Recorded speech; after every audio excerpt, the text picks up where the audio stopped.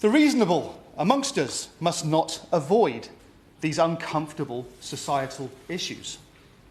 We must never leave the floor open and unchallenged to racists and white supremacists who unfairly denigrate demographics at large for the crimes of a few.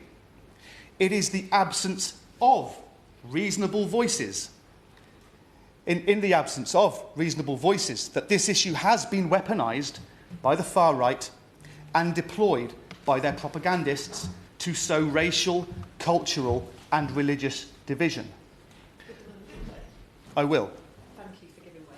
Hannah Spencer. As has been raised, these women and girls, why were they never believed? I have had one constituent whose sister was a victim of grooming gangs and tragically died from HIV contracted as a result of that abuse. Another constituent wanted me to be here today because all too often this conversation is dominated by men.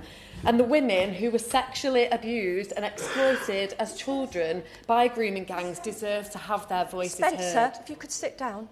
Thank I you. appreciate that you're very new to this House and it's great that you're at this debate. And I am noted that you will be making a speech later and there will be time, but what you're doing at the moment is having an intervention. So that needs to be really brief. Yeah.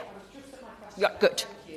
Sowing division will not keep children safe, but does he agree that the next steps must be guided by listening to survivors and by fostering a culture in which women and girls are believed? Thank you.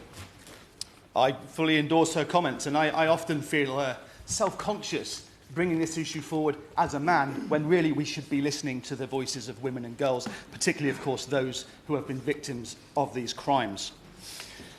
Victims of domestic and sexual abuse, exploitation and trafficking deserve to be treated with compassion and with sincerity. Their tragedies should not be a foundation over which clamber opportunistic and ambitious politicians desperate to score political points over their opponents, as did the Conservative Party in January 2025. It is a continuing tragedy that these cases are most vociferously contested by thugs who attack police and defile our national emblems, by political opportunists and by hostile foreign commentators who call for civil war and violent uprisings against the elected government.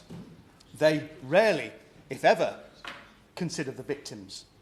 Social media commentators periodically ask me, "What are you doing about grooming gangs?" They never ask me what I'm doing for the victims. Elon Musk's interest in the 2024 summer riots and the unimaginable crimes they followed was not in the protection of women and girls. Rather, it was based upon his apartheid nostalgic white supremacism.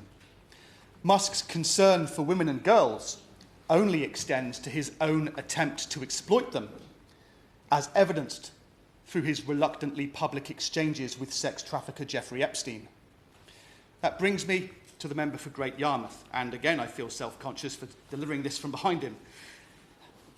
Despite Musk's relationship with paedophile Jeffrey Epstein, the member for Great Yarmouth continues to publicly court him, and last year he was paid £40,000 by Elon Musk through his platform X, the same platform over which Musk provoked those riots in 2024.